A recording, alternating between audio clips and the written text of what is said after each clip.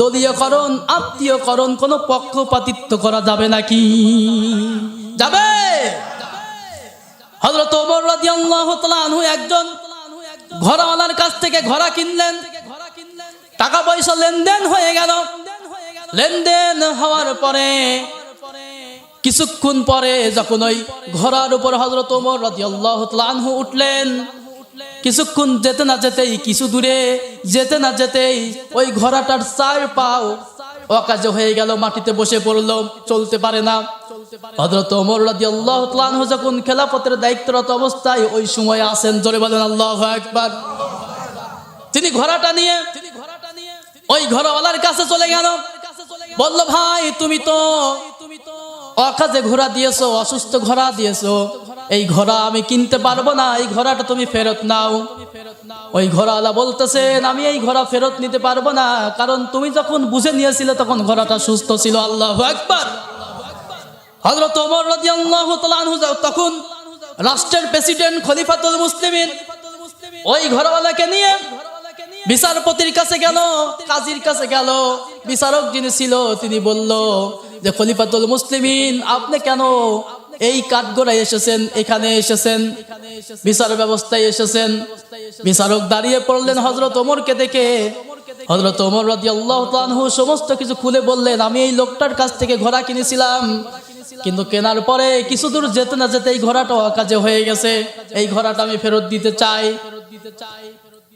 ওই বিচারক যিনি ছিলেন তিনি বলতেছেন, আপনি যখন ঘোড়া কিনেছিলেন তখন কি ঘোড়াটা সুস্থ ছিল না অসুস্থ ছিল? তখন হযরত ওমর বলতেছেন, ঘোড়াটা সুস্থ ছিল।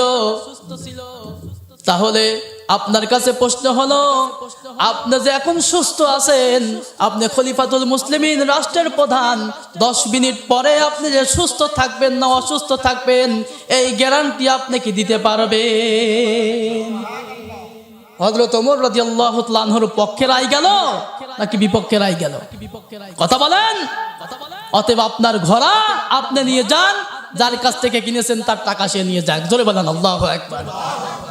হযরত আলী রাদিয়াল্লাহু তাআলা আনহুর জামানার কথা শোনেন, বিচার ব্যবস্থা কেমন ছিল।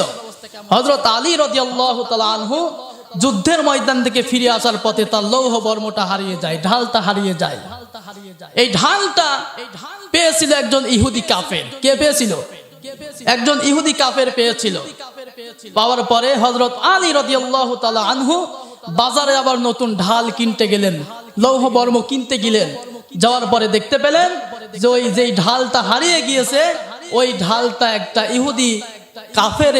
ইহুদির হাতে লৌহ বর্মটা বাজারে বিক্রি করার জন্য দাঁড়িয়ে আছে। আল্লাহু আকবার। হযরত আলী রাদিয়াল্লাহু তাআলা আনহু বলতেছেন, ইহুদি তুমি এই ঢাল কোথায় পেলে? বলতেছে, ঢাল তো আমি আমার নিজের ঢাল, আমি বিক্রি করব। তখন বলতেছেন, না, এই লৌহ বর্ম, এই ঢালটা হচ্ছে কেন আমার। ইহুদি বলতেছেন, না, এই ঢালটা আমার। আলী রাদিয়াল্লাহু তাআলা আনহু বলতেছেন, না, এই ঢালটা আমার। ঝামেলা আছে না নাই? হযরত আলী রাদিয়াল্লাহু তাআলা আনহু বিচার ব্যবস্থায় চলে গেলেন, কাজীর কাছে গেলেন। যিনি বিচারক ছিলেন তিনি সবকিছু শুনলেন। শোনার পরে হযরত আলীকে বললেন, আলী রাদিয়াল্লাহু তাআলা আনহু তখন রাষ্ট্রের প্রেসিডেন্ট, রাষ্ট্রের প্রধান। খুব লক্ষ্য করে শুনবেন। হযরত আলী রাদিয়াল্লাহু তাআলা আনহু সমস্ত ঘটনা খুলে বললেন। বলার পরে যিনি বিচারক ছিলেন তিনি বিচারক বলতেছেন যে, আলী তোমার কি কোনো সাক্ষী আছে? এই ঢালটা যে তোমার হারিয়ে গিয়েছিল, ঢালটা তোমার কোন সাক্ষী আছে নাকি? হযরত আলী রাদিয়াল্লাহু তাআলা আনহু বলতেছেন, আমার সাক্ষী হলো আমার ছেলে, 2টা ছেলে, হাসান হোসাইন। জোরে বলেন সুবহানাল্লাহ। বিচারক বলতেছেন, বাবার জন্য সন্তান সাক্ষী এটা গ্রহণযোগ্য নয়, সন্তানের জন্য পিতা সাক্ষী এটা গ্রহণযোগ্য নয়। রায়টা চলে গেল আলীর বিরুদ্ধে। ঢালটা নিয়ে ইহুদি চলে যাচ্ছে। কিছু দূর যেতে হযরত আলীর সঙ্গে ওই ইহুদি কাফেরের দেখা। বলতেছেন, আলী রে, তোমাদের ইসলাম যে এত সুন্দর, এত সুন্দর তোমাদের ইসলাম, তোমাদের বিচার ব্যবস্থা যে এত সুন্দর, তোমার নিজের ঢাল সাক্ষী না থাকার কারণে তোমার ঢালটা আজকে আমার হয়ে গেল।